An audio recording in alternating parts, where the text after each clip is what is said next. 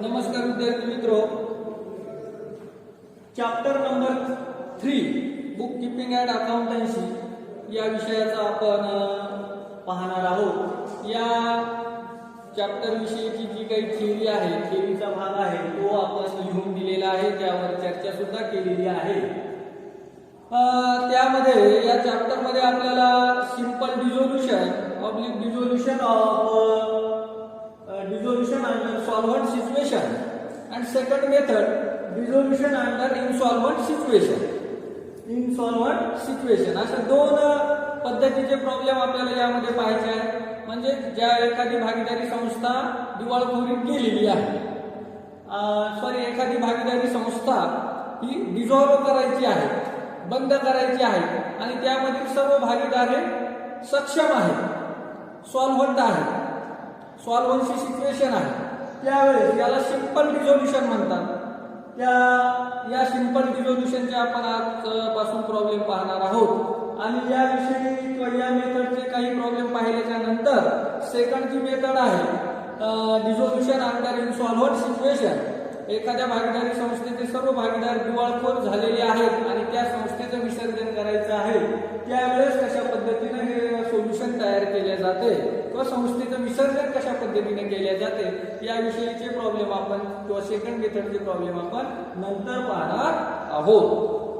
तर आज आपण हे जे प्रकरण आहे डिझोल्यूशन ऑफ पार्टनरशिप फर्म या चॅप्टर मध्ये जी पहिली मेथड आहे सिंपल डिझोल्यूशन, त्या सिंपल डिझोल्यूशनचा हा पहिला प्रॉब्लेम आहे। प्रॉब्लेम हा व्हॉट्सअपवर याची फोटोकॉपी हा जो प्रॉब्लेम आहे याची तुम्हाला टाकल्या जाईल किंवा पाठवल्या जाईल। हा प्रॉब्लेम व्यवस्थितरित्या रीड करायचा आहे। प्रॉब्लेम कसा सोडवायचा आहे या पद्धतीच्या मेथड्स आपण थेअरीमध्ये शिकवलेल्या आहेत, त्यावर डिस्कस व चर्चा सुद्धा मी केलेली आहे, त्याचे व्हिडिओ सुद्धा तुम्हाला मी पाठवलेले आहेत। आता आपण प्रत्यक्ष प्रॉब्लेमला सुरुवात करणार आहोत। प्रॉब्लेमला सुरुवात करत असताना लायबिलिटी साइड आणि ॲसेट साइड हे बॅलन्स शीट दिलेली आहे, बरोबर। आणि तुम्हाला खाली सांगितलेलं आहे realisation account, capital accounts of all the partners and bank account, हे आपल्याला काय करायचे आहे, प्रिपेअर करायचे आहे, तयार करायचे आहे। तर ॲसेट साइड जी आहे ही आपण डेबिट अशी गृहीत धरतो, ही स्टेटमेंट आहे, अकाउंट नाही, परंतु ॲसेट साइड ही डेबिट साइड आपण मानतो आणि लायबिलिटी साइड ही क्रेडिट साइड असते। एरवी जनरल काय होतं की लेजर जे आहे, आता लेजरची लेफ्ट हँड साइड ही डेबिट साइड आहे, राईट हँड साइड ही क्रेडिट साइड आहे, परंतु बॅलन्स शीट मध्ये असं नाही। राईट हँड साइडला जी ॲसेट साइड आहे तिला आपण डेबिट साइड समजतो आणि लेफ्ट साइडला जी लायबिलिटी आहे तिला आपण क्रेडिट समजतो, हे इथं लक्षात ठेवणं आवश्यक आहे। दुसरी एक गोष्ट प्रॉब्लेम तयार करताना लक्षात ठेवण्यासारखी म्हणजे रूल्स ऑफ अकाउंट्स जे आहेत, रूल्स ऑफ अकाउंट्स ते आपल्याला माहित असणं आवश्यक आहे, त्यावर सुद्धा चर्चा केलेली आहे। जे तीन अकाउंट आहेत, पर्सनल अकाउंट, रिअल अकाउंट आणि नॉमिनल अकाउंट, तसे अकाउंट क्लासिफिकेशन ऑफ अकाउंट्सचे दोन प्रकार आहेत, पर्सनल अकाउंट आणि इम्पर्सनल अकाउंट। इम्पर्सनल अकाउंटचे मग पुन्हा दोन प्रकार आहेत, एक रिअल अकाउंट आणि नॉमिनल अकाउंट, यावर सुद्धा आपण डिटेल्स मध्ये चर्चा केलेली आहे। तर पर्सनल अकाउंटचा रूल जो आहे तो तुम्हाला माहित असणं आवश्यक आहे। या ठिकाणी वाटल्यास एकदा परत रिपीट घेऊ। पर्सनल अकाउंटचा रूल काय आहे, डेबिट द रिसिव्हर आणि credit the giver. Debit the personal account, आपण तीन अकाउंटचे रूल इथे माहित असणं आवश्यक आहे। पर्सनल अकाउंट काय रूल आहे, डेबिट द रिसिव्हर आणि क्रेडिट द गिव्हर, हा पर्सनल अकाउंटचा रूल आहे। त्यानंतर सेकंड अकाउंट आहे रिअल अकाउंट। रिअल अकाउंट याचा रूल काय आहे, debit what comes in and credit what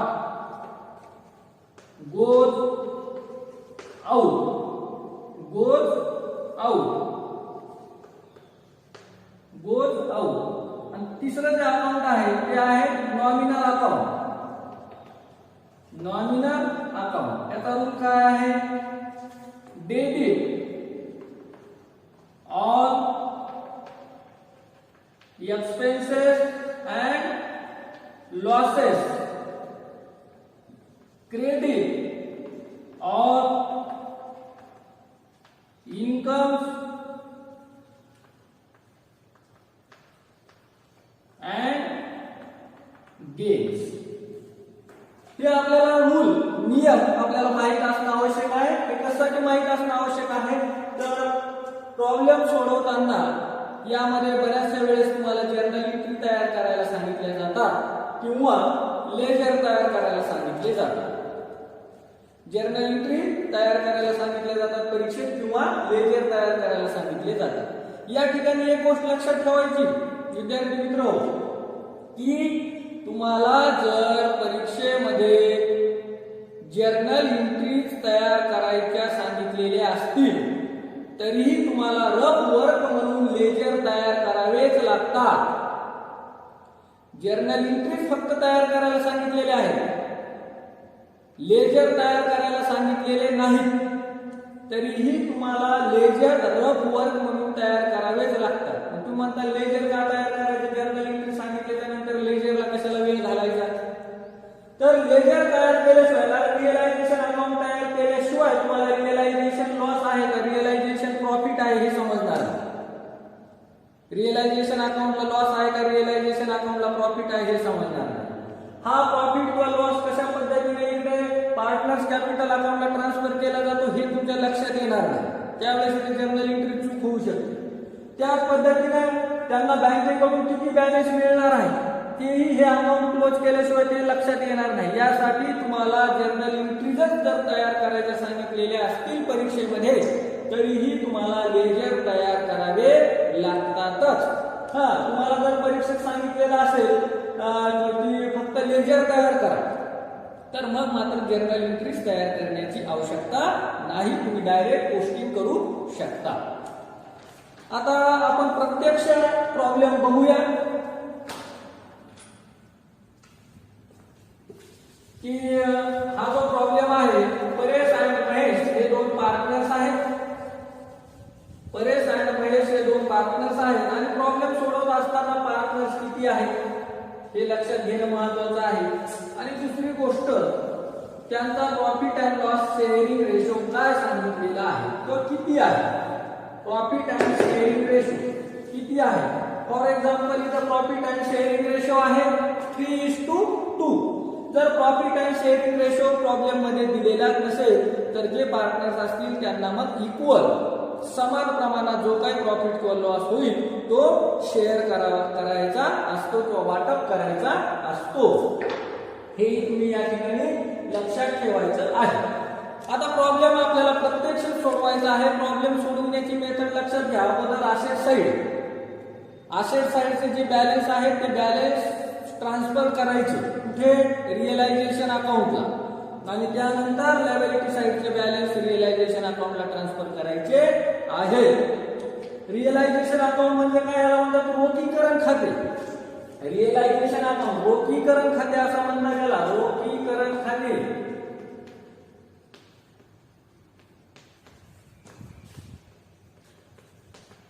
म्हणजे रोख जी काही तुमची संपत्ती आहे उदाहरणार्थ बिल्डिंग वगैरे लँड असेल बिल्डिंग असेल तरी जर रोख रकमेमध्ये कशा पद्धतीने रूपांतर करायचं हे या ठिकाणी केल्या जातं. इथे दर्शवली जाते त्याची डायरेक्ट प्रत्यक्ष अमाऊंट जी काही असेल.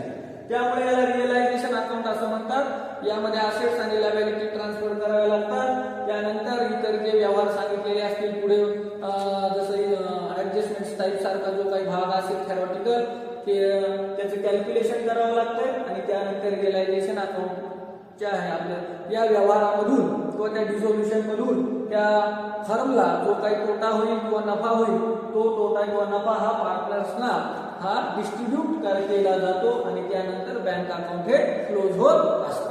या ठिकाणी जसं आपण फायनल अकाउंट्स मध्ये पाहिलेलं आहे किंवा accounts of not for profit concern मध्ये सुद्धा पाहिलेलं आहे की बॅलन्स शीट ही क्लोज होणं आवश्यक आहे. म्हणजे दोन्ही साईडच्या टोटल ह्या इक्वल समान येणं आवश्यक आहे. त्याच पद्धतीनं या मेथडच्या प्रॉब्लेम मध्ये रिझोल्युशन ऑफ पार्टनरशिप फर्मच्या सिंपल मेथड मध्ये किंवा सेकंड मेथड मध्ये सुद्धा बँक अकाउंट हे क्लोज होणं आवश्यक आहे किंवा बँक अकाउंटच्या दोन्ही साईडच्या बेरीज दोन्ही बाजूच्या बेरीज ह्या इक्वल येणं अपेक्षित आहे व आवश्यक आहे. Left hand side is the DR side.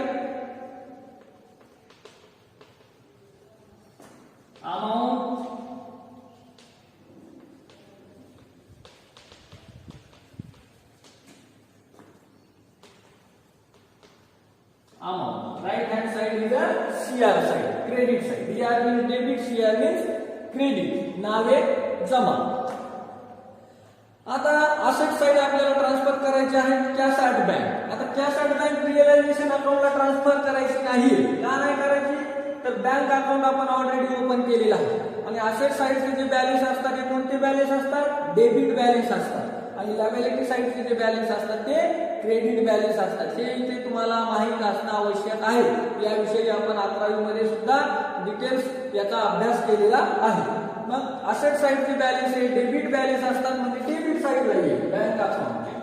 To balance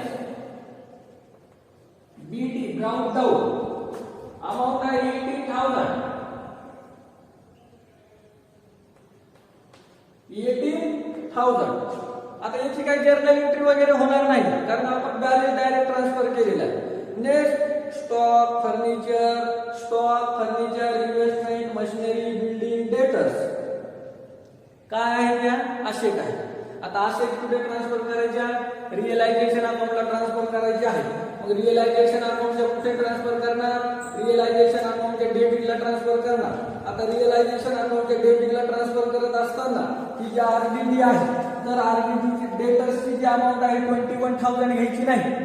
डेटर्सची amount he inter column मध्ये किंवा असेट साइडला जी मध्ये जी दिलेली आहे मधल्या कॉलम मध्ये ती अमाऊंट घ्यायची आणि RDD ची लायबिलिटी ट्रान्सफर केल्यावर नंतर रिअलायझेशन अकाउंटच्या क्रेडिट साइडला ही अमाऊंट दर्शवायची आहे.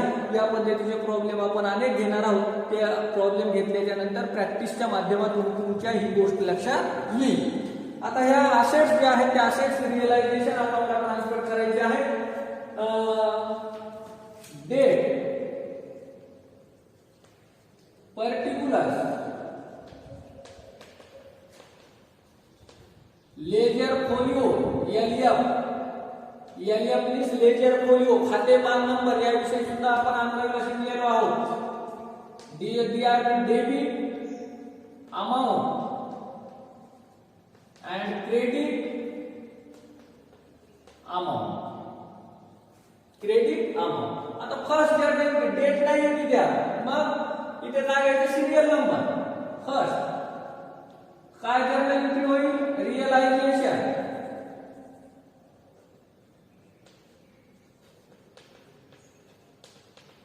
Account debit. To sundry asset विविध असेट कोणते आहेत? टू स्टॉक अकाउंट अमाउंट आहे 75,000. 75,000. टू फर्निचर अकाउंट अमाउंट आहे 90,000. To investment account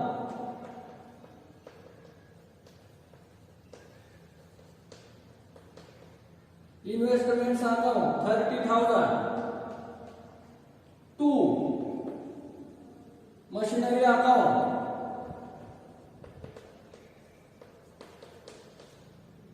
machinery account 90,000. To building account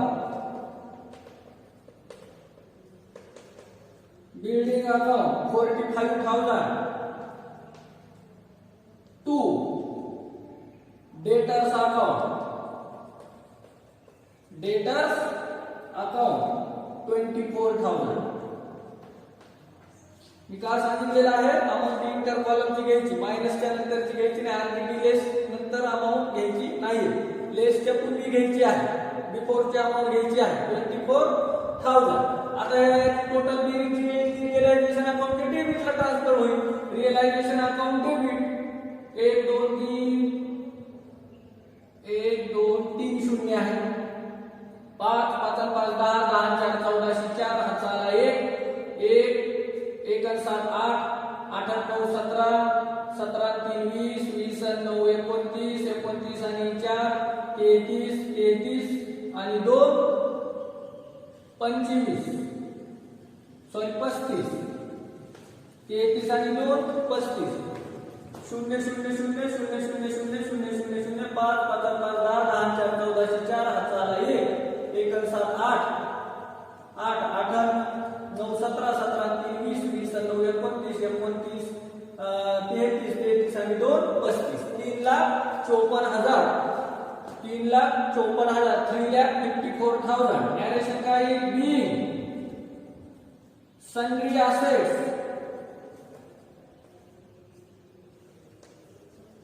transfer to realisation account. being sundry asset transfer to realization account. आता realisation account debit आहे म्हणून realisation अकाउंटच्या debit साइडला realisation अकाउंटच्या debit साइडला realisation account debit आहे म्हणून रिअलायझेशन अकाउंटच्या डेबिट साइडला या ज्या असेट्स आहेत त्या आपल्याला काय करावं लागतील? ट्रान्सफर करावं लागतील. नॅरेशन दिलेलं आहे आपण being sundry asset transfer to realization account to stock account. Stock account 75,000 to furniture account furniture account 90,000 to machinery to investments account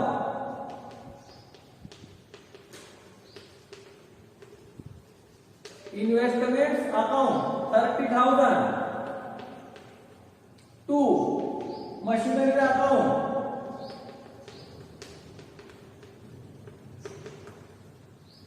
90,000 to building account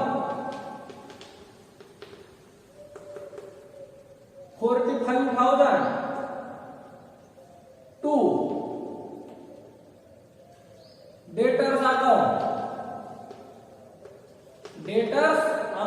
24,000.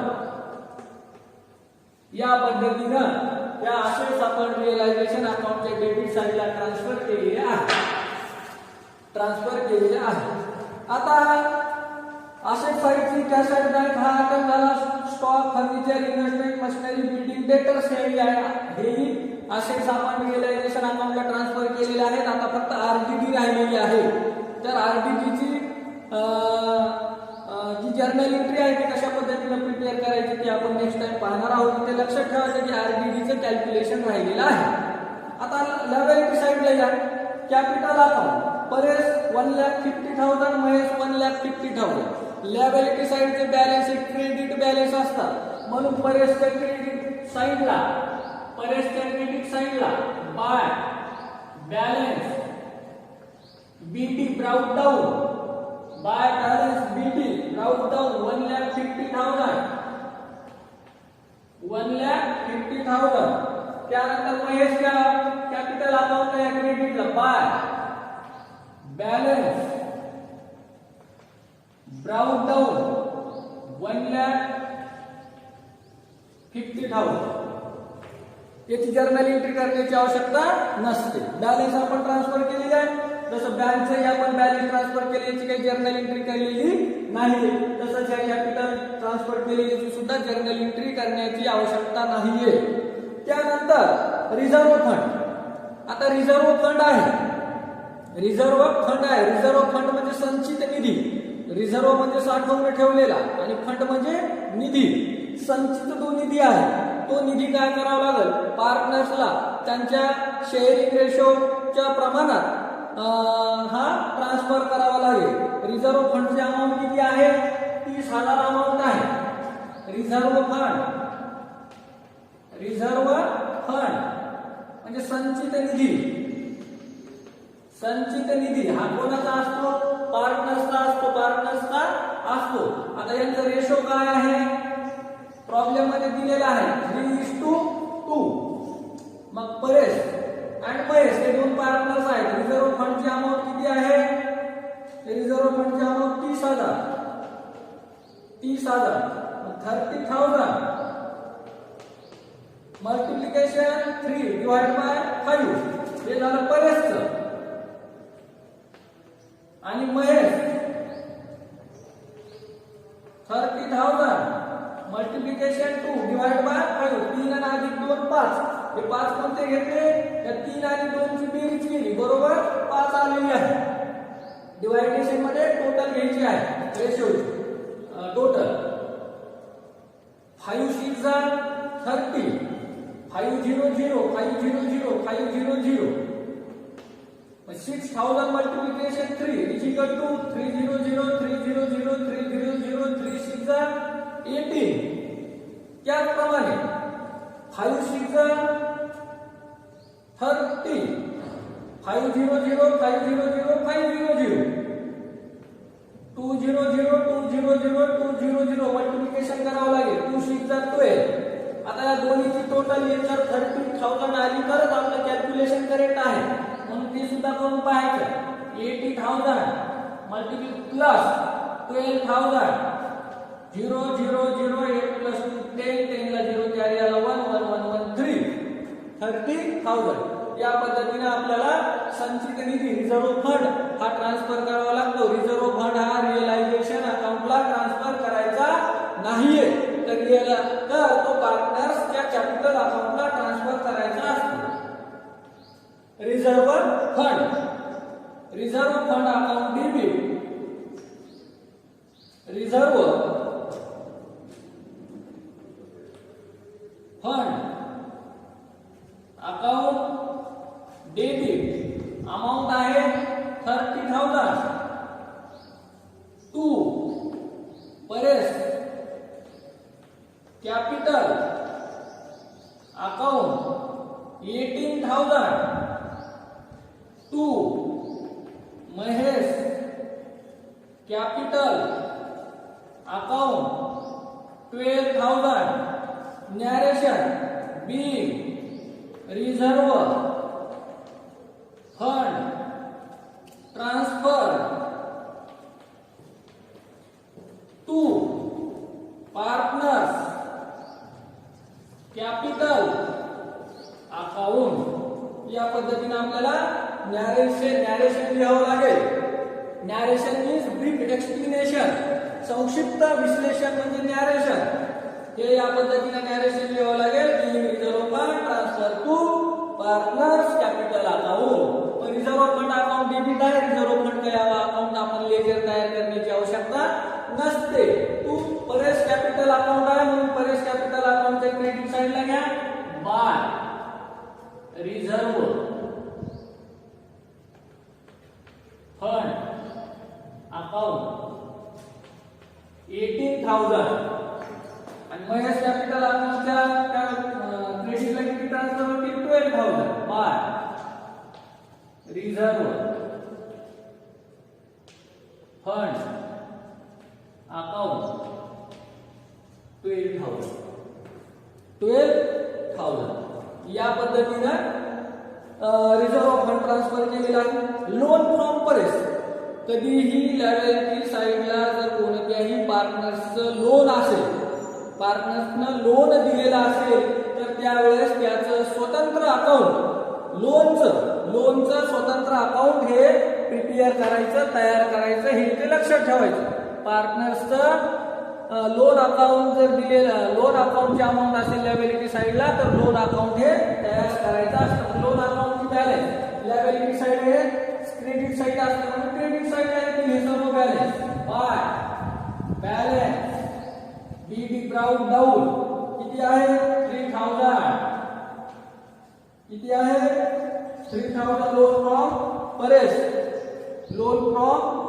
Paresh 3 30,000. याची जर्नल एंट्री करण्याची आवश्यकता नाही, आपण बॅलन्स ट्रान्सफर केलेला आहे. जसं कॅपिटलला कॅपिटल ट्रान्सफर केलं तसं लोन अकाउंटला लोन ट्रान्सफर करायचं असतंय. त्यानंतर बिल्स पेएबल आणि क्रेडिटर्स हे कुठं ट्रान्सफर करावं लागते, रिअलायझेशन अकाउंटच्या क्रेडिट साइडला.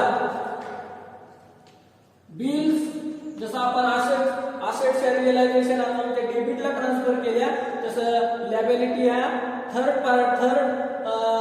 लायबिलिटी आहे, थर्ड पार्टी लायबिलिटीज या रिअलायझेशन अकाउंटच्या क्रेडिट साइडला ट्रान्सफर होतात. Bills payable account, bills payable account 6,000. त्यानंतर creditors account 30,000. To realisation account total किती 36,000. नॅरेशन काय, बी sundry liabilities,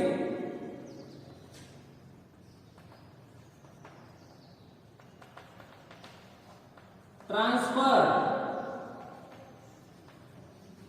to realisation account bracket close. Being sundry liabilities transfer to realisation account और बी bills payable and creditors transfer to realisation account असं लिहिलं तरी चालतंय. आता रिअलायझेशन अकाउंट क्रेडिट आहे म्हणून रिअलायझेशन अकाउंटच्या क्रेडिट साइडला by bills payable account 6,000 and buy creditors account 30,000. या पद्धतीने जर्नल एंट्री होते, या पद्धतीने पोस्टिंग होते. आता लायबिलिटी साइडचे पूर्ण आयटम झालेले आहे. या ठिकाणी एक लक्षात ठेवायचं, थर्ड पार्टी लायबिलिटी ज्या रिअलायझेशन अकाउंटला ट्रान्सफर केल्याच्या नंतर जी आरडीडी आहे ती आरडीडी रिअलायझेशन अकाउंटच्या क्रेडिट साइडला ट्रान्सफर करायची असते. कुठे, क्रेडिट साइडला ट्रान्सफर करायची असते. म्हणून journal entry number 4 RDD. RDD means reserve for doubtful debts. Reserve for doubtful debts RDD account debit 3,000 to realisation account 3,000. Narration be RDD transfer to realisation account.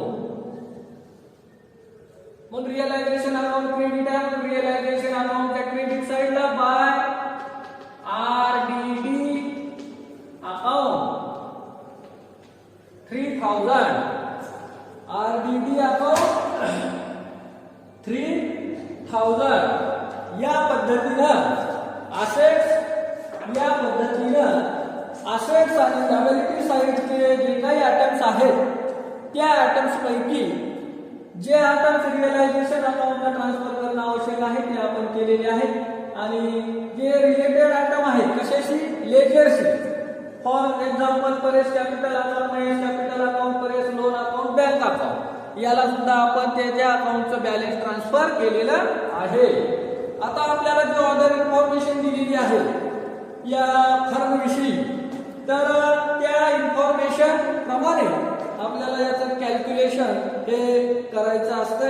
Information पुढील प्रमाणे आहे. The firm was dissolve as on 31 March 2020. Firm कधी dissolve झालेली आहे, 31 मार्च 2020ला. And the assets realised as under. आणि ज्या काही असेट्स आहेत त्या असेट्स विषयी रिअलायझेशन जे झालेलं आहे, रोखीकरण जे झालेलं आहे ते खालील प्रमाणे आहे. मग पॉइंट्स मध्ये दिलेले आहे इन्फॉर्मेशन त्याची.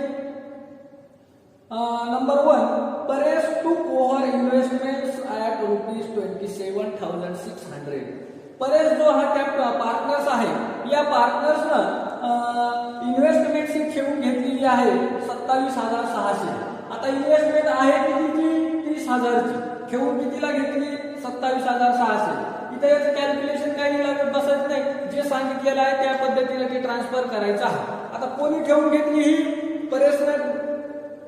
परेशनं ठेवून घेतलेली आहे. परेशनं ठेवून घेतलेली असल्यामुळे याची जर्नल, यासाठी आपल्याला पर्सनल अकाउंट, रिअल अकाउंट आणि नॉमिनल अकाउंटचे नियम माहित पाहिजे. पर्सनल अकाउंटचा नियम काय आहे? Debit the receiver, credit the giver.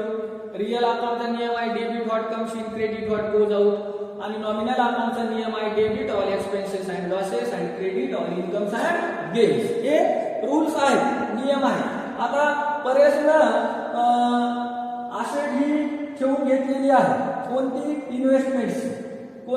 इन्व्हेस्टमेंटची asset ठेवून घेतलेली आहे, परेशकडे गेलेली आहे. म्हणजे परेशने ठेवून घेतली म्हणून परेश कॅपिटल अकाउंट डेबिट.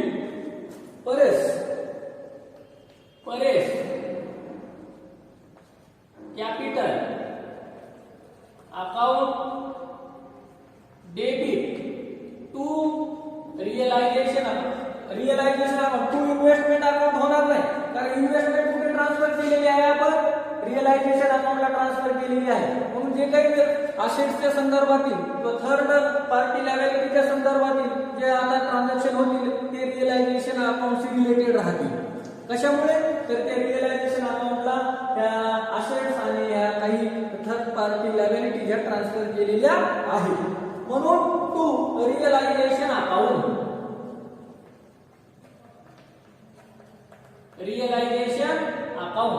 कितीला घेतली देऊन? 27,600. 27,600.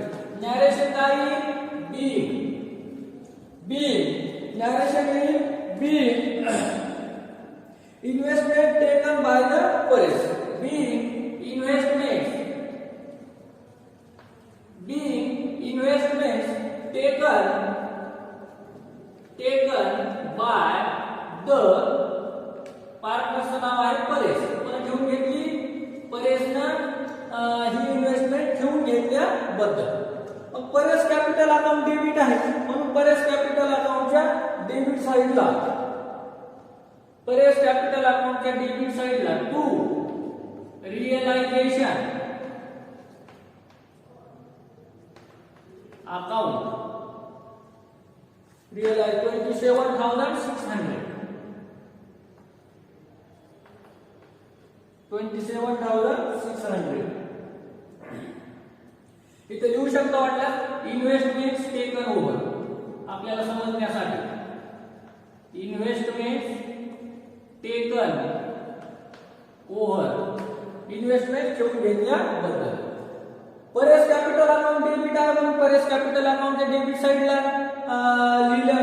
गोष्टी केलेली आहे. रिअलायझेशन अकाउंट क्रेडिट आहे म्हणून रिअलायझेशन अकाउंटच्या क्रेडिट साइडला by Paresh capital account. Paresh capital account 27,600. Next,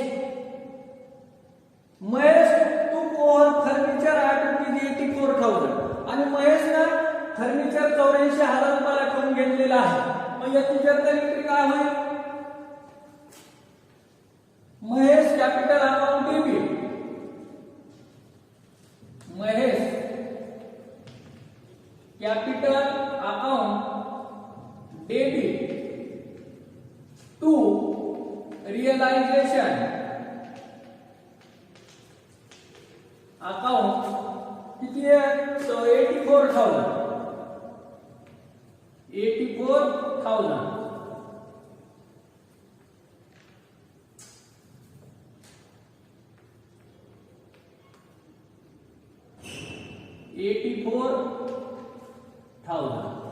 narration काय be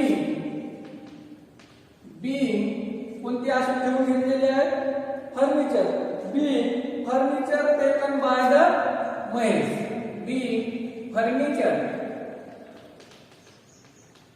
taken by the Mahesh याची पोस्टिंग करायला लागली विसरायचं नाही एखाद्या वेळेस पोस्टिंग विसरून जायचं महेश कॅपिटल अकाउंट डेबिट आहे म्हणून महेश कॅपिटल अकाउंट डेबिट साईडला घ्या टू रिअलायझेशन अकाउंट अमाऊंट आहे 84,000 आणि रिअलायझेशन अमाऊंट क्रेडिट आहे म्हणून रिअलायझेशन अकाउंट आहे क्रेडिट साईडला बाय महेश कॅपिटल अकाउंट 84,000 या पद्धतीने या जर असे ठेवून घेतली तर या पद्धतीने ऍडजस्टमेंट आणि लेजर मध्ये पोस्टिंग होते.